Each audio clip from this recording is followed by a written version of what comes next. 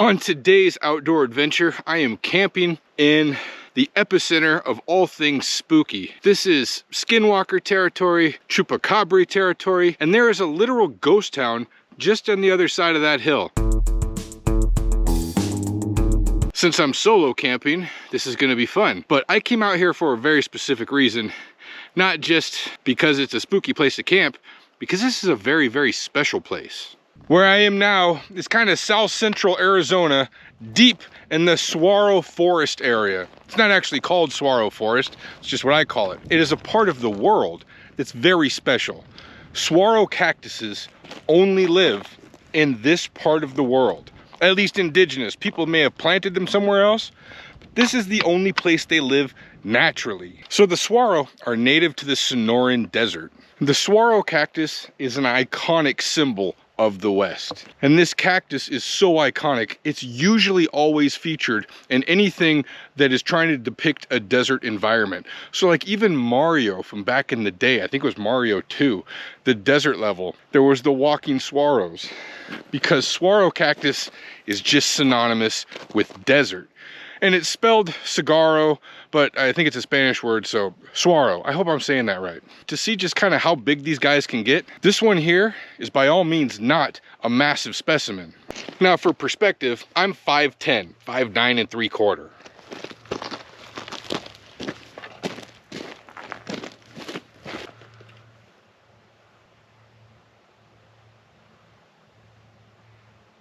And they get much bigger than that. What's interesting is these cactus do have bones. They've got a wood skeleton in there. Check this out.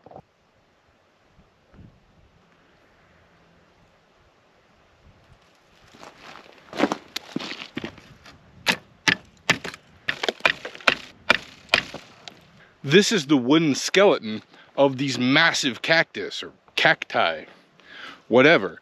Inside these cactus, there's a wooden skeleton that helps hold it up.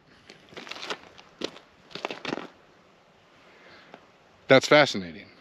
So saguaro cactus are very difficult to calculate how old they are, but they get extremely old. Unlike trees where we can count the rings, these guys we kind of have to just estimate. So for example, between 0 and 10 years old, they're only about as big as your thumb or your hand. Then a youngster, between 30 to 60, will just start to tower. Just be a single column, but they won't start to sprout arms till they're between 60 and 100 years old. Then at 100 plus, they start to lose their spines at the bottom, at the very base of the cactus. And then at 175 and older, the very base gets kind of like woody. It gets very hard like wood.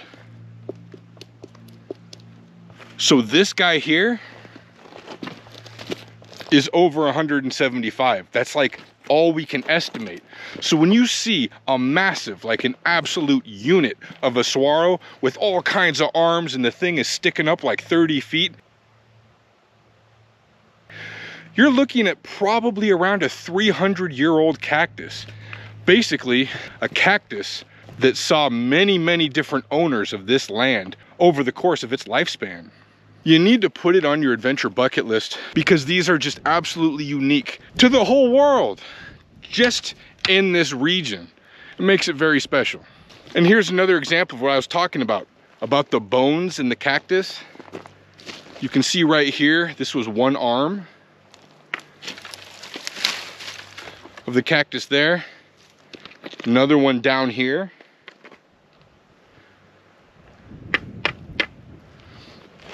So that's really cool to think too.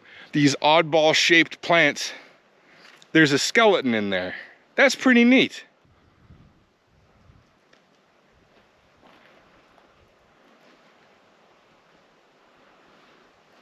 So they really are a special plant, and coming out here and seeing them in their native environment, you know, I put it in the same category as going to see the redwoods or the sequoias.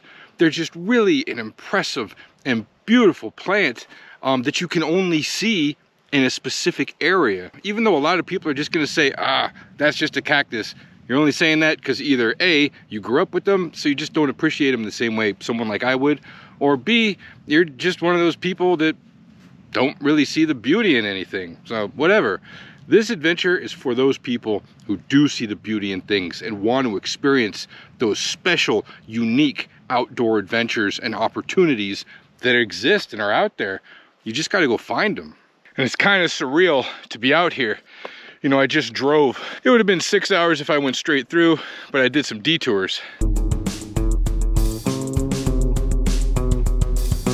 I can see the Phoenix, Arizona skyline, 50, maybe 60 miles. The Toyota proving grounds down there in that flat. But then there's just this pocket of wilderness with all the beautiful saguaro cactus. And then of course, yeah, the spooky stuff. The ghost town that's right there, Vulture City ghost town.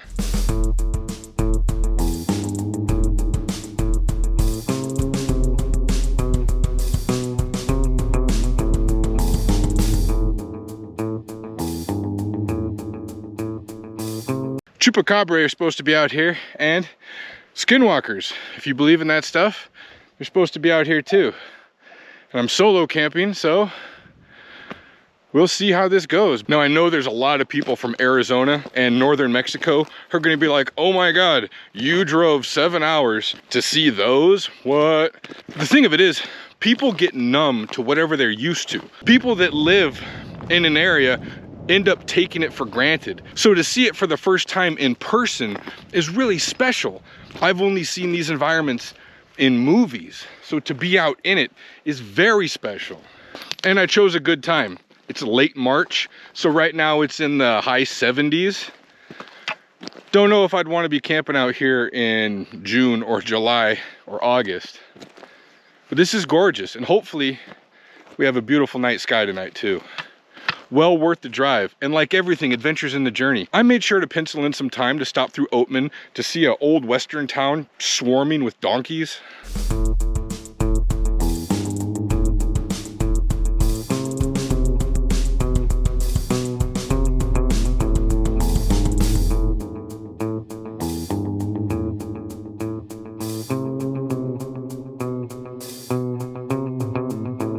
As well as a few other pit stops along the way.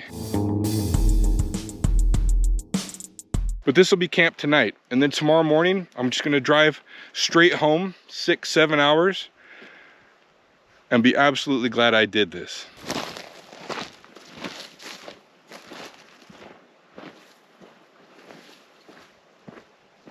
I frequently get asked if I camp with a pew-pew because I almost always camp alone. All my adventures are almost all solo adventures. In Alaska, I always had a pew-pew, but everywhere else I've camped all through the Pacific Northwest, I never ever really felt the need. Utah, all my camping in Utah, I never feel the need. But I will only camp with a pew-pew in Arizona.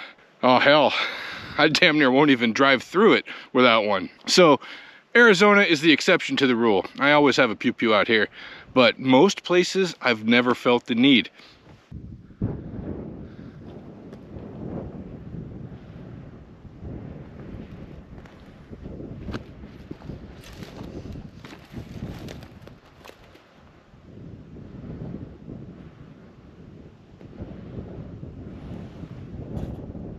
And what's neat and unexpected about camping in this desert is the hummingbirds. The hummingbirds are just all over right now. Again, late March, flowers are starting to come out on some of the cactus, and the hummingbirds are just zipping all around. So hopefully that's a good sign, a good omen. So if there are any spooks out here, chupacabra, skinwalkers, or anything spooky, I'm okay with. It's the two-legged critters that always have me a little nervous in Arizona. So yeah, we'll see how the night goes.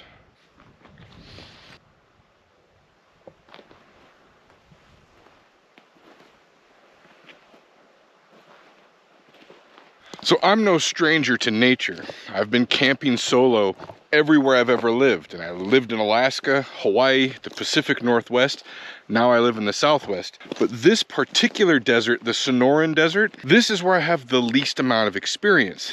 And all environments have their own sounds, their own noises, especially as it starts to get dark. And the sun just dropped below the hill.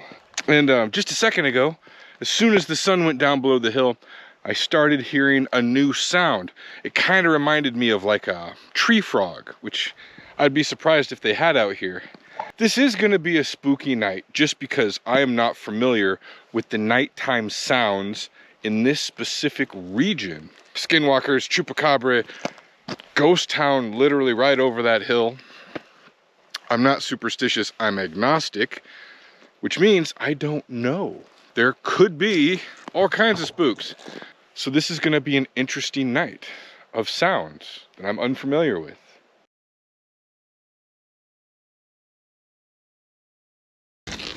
I've heard spooky spooks are blue, so they like the blues. Maybe this will calm them.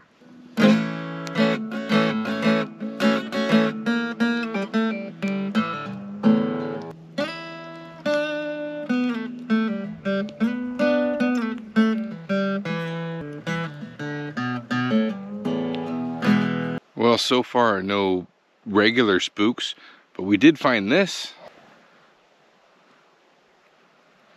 That's the Arizona bark scorpion, and you do not want to be stung by him. So the bad thing about camping within 100 miles of a major city is the whole sky on my eastern and southeastern horizon is kind of lit up. The lights from the city of Phoenix are reflecting off the light haze of clouds, so it's ruined the stars for the night sky on my entire southeast quadrant of my sky.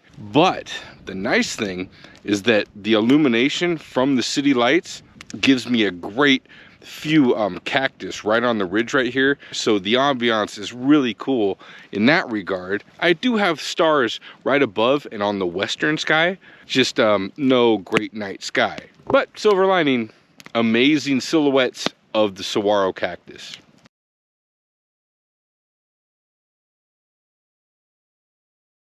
Well, I survived the night, and there really wasn't anything spooky that happened except for early this morning at about 5 a.m. there was an out-of-tune coyote. At least that's what I think it was. Because coyotes can make really weird and spooky noises. And this one, there's just one, and I think it was a coyote, but it was weird and out of tune. So, if I had to lend credibility to the Skinwalker legends, I would say that would have probably been it. Just because that coyote, or whatever it was, I guess it could have been a bobcat, because I don't know what a bobcat sounds like. Anyway, 5 a.m. this morning, there was that weird single animal noise, and it didn't last very long. And it was really close. It was just on the other side of the hill. Couldn't see it though, because it was dark.